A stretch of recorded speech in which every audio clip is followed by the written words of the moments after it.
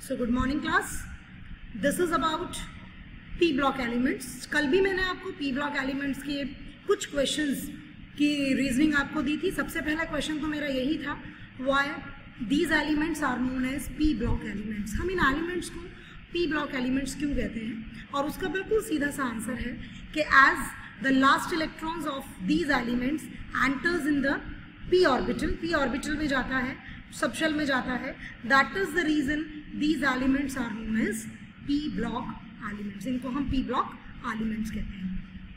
अब हम ये देखते हैं कि जो पी ब्लॉक एलिमेंट्स हैं हमारे, उनमें हमारा कौन कौन से एलिमेंट्स लाई करते हैं। देखिए, जो हमारे पी ब्लॉक, जो पी ऑर्बिटल्स हैं, हमारे पास 3 पी ऑर्बिटल्स हैं, p x,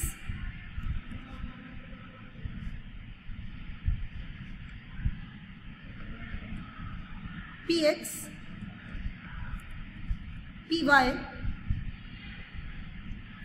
and p z. ये 3 कॉम्बिनेशन हमारे पास होते हैं। We know that in a single orbital we can fill only 2 electrons. हम एक ऑर्बिटल में 2 इलेक्ट्रॉन्स भर सकते हैं जिनके क्वांटम नंबर्स सेम होंगे, एक्सेप्ट व्हाट, किसको छोड़कर, सिर्फ उनके स्पिन को छोड़कर। एक्स में जो इलेक्ट्रॉन आप फिल करेंगे, पी ऑर्बिटल्स होते हैं हमारे पास, उनमें हम 2-2 इलेक्ट्रॉन्स फिल कर सकते हैं मैक्सिमम एक ऑर्बिटल में। तो पी में अगर मैं पी शेल की, सब शेल की बात करूं तो बेटा यहाँ पर सीधी सी एक बात है, मेरे पास जो टोटल इलेक्ट्रॉन्स आएंगे that is 6।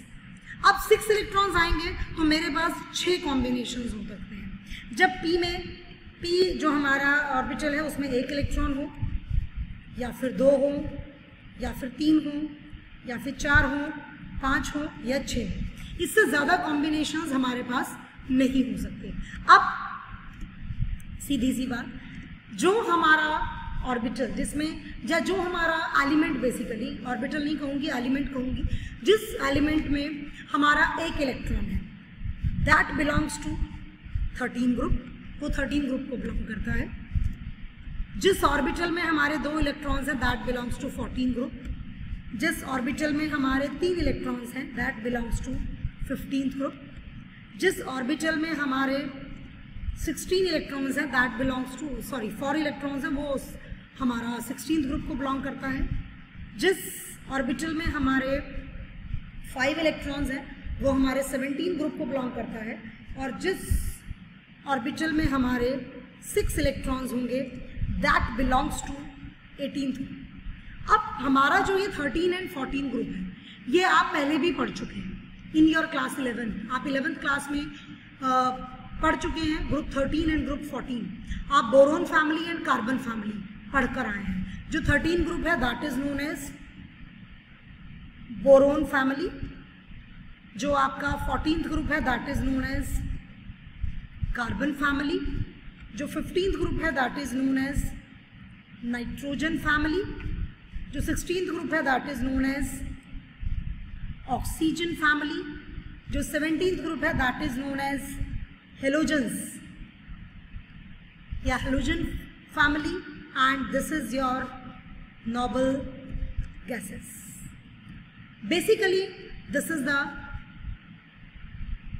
these are the 6 groups which are included in P block elements। ये हम अगर पीरियोडिक टेबल की बात करें तो राइट हैंड साइड में प्रेजेंट होते हैं हमारे 13, 14, 15, 16, 17 एंड 18 ग्रुप्स। ये 2 ग्रुप्स जो आप already, you have already studied these 2 groups in your class 11th and this year you will study about this nitrogen, oxygen, halogen and noble gases. तो let's start with the topic noble gases. हम noble gases से अपना topic शुरू करते हैं। So these are known as pinacogens। इनको हम pinacogens कहते हैं। What are pinacogens?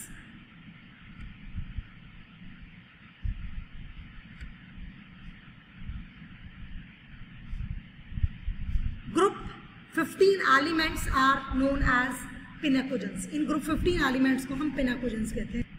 So group 15 elements are also known as pinacogens। इनको हम pinacogens भी कहते हैं। Now these are the elements: nitrogen, phosphorus, arsenic, antimony and bismuth. Last वाला लर्न करने की जरूरत नहीं है।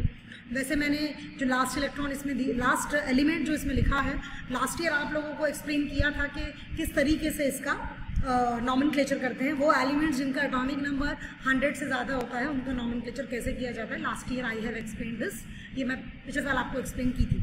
Now these are the 5 elements which are included in group 15, nitrogen, phosphorus, arsenic, antimony, bismuth. ये वो ग्रुप है जिसके आउटर मोस्ट p ऑर्बिटल में 3 इलेक्ट्रॉन्स फिल होंगे, 3 इलेक्ट्रॉन्स होंगे, 2p3, 3p3, 4p3, 5p3 and 6p3।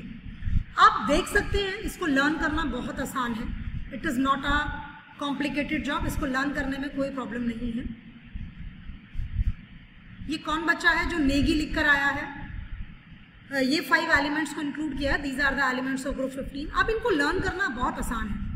Nitrogen का एटॉमिक नंबर आपको learn है 7, उसमें 8 प्लस कर दीजिए, यू गॉट नेक्स्ट एलिमेंट। उसमें 18 प्लस कर दीजिए, यू गॉट नेक्स्ट। उसमें फिर से 18 प्लस कर दीजिए, यू गॉट नेक्स्ट। एंड उसमें 32 प्लस कर दीजिए, यू गॉट नेक्स्ट। उसमें फिर 32 प्लस कर दीजिए, यू गॉट नेक्स्ट। आप लोगों ने जो 9th क्लास में कॉन्फ़िगरेशन पढ़ा था ना, 2, 8, 18, 18, 32, 32, दैट वाज है, वो यहाँ पर है। अगर आप इसको फॉलो करेंगे तो इसको फॉलो करने से आपको पहले एलिमेंट का लर्न करना पड़ेगा, नेक्स्ट एलिमेंट्स का लर्न नहीं करना पड़ेगा, आपको एटॉमिक नंबर्स भी याद हो जाएंगे। और ऐसे ही कॉन्फ़िगरेशन लर्न करने का तरीका है। कॉन्फ़िगरेशन लर्न करने का तरीका है, पहले वाले में आप हीलियम ले सकते हैं, आपका नोबल गैस हीलियम आता है। उसके बाद आपका नियॉन है, देन आर्गन है, देन क्रिप्टन है, देन जिनॉन है। तो आप नोबल गैसेस को भी लर्न कर सकते हैं। This is the way how to learn the configurations of elements included in any group. So what are the general characteristics of these element? चलिए चलते हैं, थोड़ी सी जनरल कैरेक्टरिस्टिक्स देखते हैं।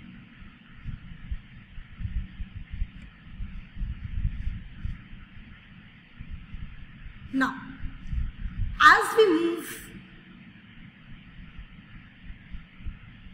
as we move down the group, आप इस table से ये अंदाज़ा लगा सकते हैं कि एटॉमिक नंबर इंक्रीज हो रहा है। आपको दिख रहा है 7 से 15, 15 से 33, then 51, then 83, then 150। Atomic number जब बढ़ता है तो क्या होता है? साइज इंक्रीज होता है बेसिकली। तो when we move down the group size increases, और हर एक बार में एक नई शेल इंक्लूड हो रही है, हर बार में आप एक नई शेल को इंक्लूड कर पा रहे हैं, ठीक है। दैट इज बेसिकली कि हर बार आप एक नया शेल इंक्लूड कर पा रहे हैं। हर बार एक नया शेल इंक्लूड होगा तो जो साइज है एटम का वो बढ़ेगा, और आपका जो आउटर मोस्ट इलेक्ट्रॉन है वो आपका जो न्यूक्लियस है वो उतनी ही ज़्यादा दूर होता चला जाएगा। जो remember this point. Now considerable increase in covalent radius from nitrogen to phosphorus, but only a small increase from arsenic to bismuth. Arsenic से बिस्मिथ तक बहुत ज़्यादा हमें इंक्रीज नहीं नज़र आता है रेडियस में, लेकिन नाइट्रोजन से फॉस्फोरस में नज़र आता है।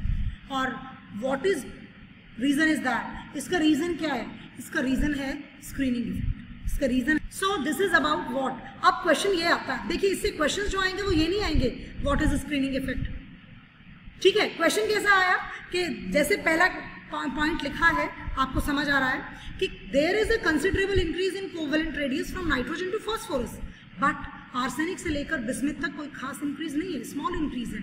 And the reason is it is due to completely filled d and f orbitals in heavier members. या इसका रीजन आप एक और दे सकते हैं, आप जब डी एंड एफ ब्लॉक पढ़ेंगे तो वहाँ पे आप लेंथेनॉइड एंड एक्टिनॉइड कॉन्ट्रैक्शन पढ़ेंगे, हम वो भी दे सकते हैं। इसका स्क्रीनिंग इफेक्ट भी हम इसका रीज़न दे सकते हैं। स्क्रीनिंग इफेक्ट जो होता है वो क्या होता है? जो हमारे इनर शेल के इलेक्ट्रॉन्स होते हैं वो आउटर मोस्ट शेल को जितना अट्रैक्शन मिलना चाहिए, जितना फोर्स से न्यूक्लियस को अट्रैक्ट करना चाहिए उतना नहीं होने देते, वो न्यूक्लियस के चारों तरफ एक शील्ड बना लेते हैं।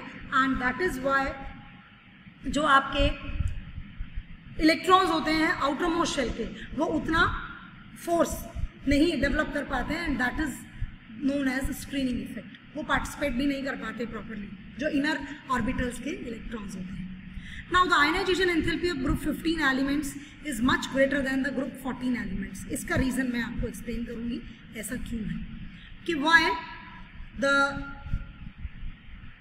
ग्रुप 16 जो ग्रुप 14 एलिमेंट्स है और ग्रुप 15 एलिमेंट्स है, इसकी जो एंथैल्पी है वो ज़्यादा है। इसकी एंथैल्पी कम है, ठीक है। और अगर मैं इसकी बात करूं तो इसकी भी कम है। अगर मैं इन दोनों ग्रुप्स को कंपेयर करूं, बेटा जब हम अक्रॉस अ पीरियड मूव करते हैं, अक्रॉस अ पीरियड मतलब हम हॉरिजॉन्टल मूवमेंट लेते हैं, तो हॉरिजॉन्टल मूवमेंट में क्या होता है, हमारी आयनाइजेशन एंथैल्पी साइज डिक्रीज होता है तो वो बढ़ती चली जाती है। लेकिन 15 से 16 ग्रुप के केस में ऐसा नहीं होता। ग्रुप 15 की जो आयनाइजेशन एंथैल्पी है वो ज़्यादा है इन कंपैरिजन टू ग्रुप 16। उसका रीज़न क्या है ज़रा देखिए।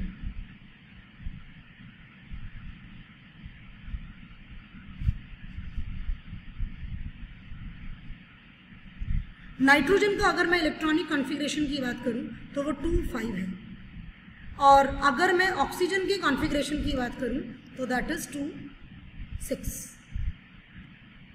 अब अगर मैं यहाँ पर बात करूं p ऑर्बिटल की, तो बेटा यहाँ पर जो p ऑर्बिटल है आपका, वो एक इलेक्ट्रॉन तो px में है, एक इलेक्ट्रॉन जो है वो py में है, और जो एक इलेक्ट्रॉन है वो pz में है। तीनों में एक एक इलेक्ट्रॉन है, एक इलेक्ट्रॉन इसमें, एक इलेक्ट्रॉन इसमें, एक इलेक्ट्रॉन इसमें। लेकिन अगर मैं बात करूं ऑक्सीजन की, तो यहाँ पर जो मेरे ये 3 ऑर्बिटल्स हैं pxy, ये जो ऑर्बिटल्स हैं, इन ऑर्बिटल्स में कॉन्फ़िगरेशन क्या है ज़रा देखिए। इन ऑर्बिटल्स का कॉन्फ़िगरेशन है 1 1 एंड 1। यहाँ पर 4 इलेक्ट्रॉन्स आएंगे आउटर मोस्ट में, तो यहाँ पर पहले हम एक एक इलेक्ट्रॉन तीनों को देंगे, Hume's rule of maximum multiplicity वाला, ठीक है। और उसके बाद हम पेयरिंग शुरू करेंगे। तो यहाँ पर 2 इलेक्ट्रॉन इसमें है, एक इलेक्ट्रॉन इसमें, एक इलेक्ट्रॉन इसमें। बेटा ये वाली जो शेल्स है, this is half filled configuration, और आप लोगों ने लास्ट ईयर पढ़ा है half filled configuration and fully filled configuration जो आउटर मोस्ट शेल के लिए है, that is extra stable due to exchange of energy and due to symmetry. That is why normally अगर हम देखें तो ऑक्सीजन जो फैमिली है उसकी आयनाइजेशन एंथैल्पी नाइट्रोजन फैमिली से ज़्यादा होनी चाहिए, लेकिन नाइट्रोजन फैमिली में हाफ फिल्ड ऑर्बिटल्स हैं आपके, इसीलिए उसमें आयनाइजेशन एंथैल्पी उसकी ज़्यादा होती है in comparison to oxygen family. I think जो ये रीज़न है आप लोगों को समझ आया होगा। Physical properties of group 15 elements. बेटा all elements are polyatomic, ठीक है। पॉली एटॉमिक का मतलब क्या होता है? Poly means many, atomic means atom. मतलब अगर हम इनके एटम्स की बात करें, इनके मॉलिक्यूल्स की बात करें, तो वो मोर देन 1 एटम से मिलकर उनका मॉलिक्यूल बनेगा। नाइट्रोजन गैस है, बाकी सारे के सारे एलिमेंट्स जो है वो सॉलिड है। फॉस्फोरस है, एंटीमनी है, बिस्मथ है, all are solid, but your nitrogen is a gas. अब ये क्वेश्चन भी आता है, why nitrogen is a gas and rest of the elements are solid in nature, ठीक है। इस क्वेश्चन को मैं अभी आपको एक्सप्लेन करती हूँ, what is the reason. Metallic character, basically what is metallic character? Metallic character का मतलब है, बेटा एक चीज़ तो याद रखिएगा, नॉर्मली ये जो पॉइंट है ये सबके लिए कॉमन है।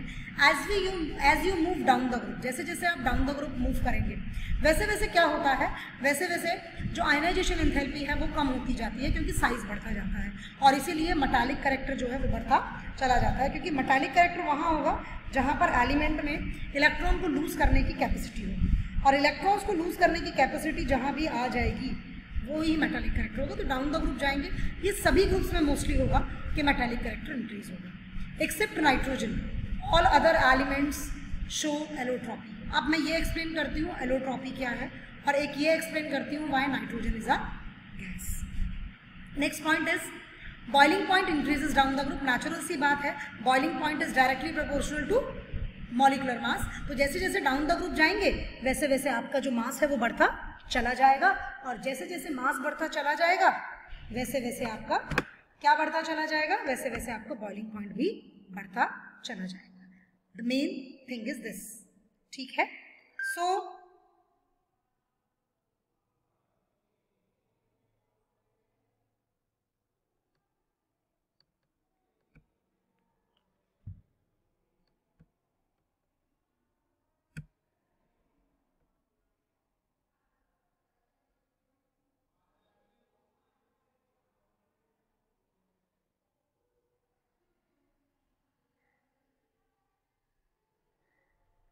क्लास मुझे सुन पा रही है? The last Physical properties, melting point increases up to arsenic and then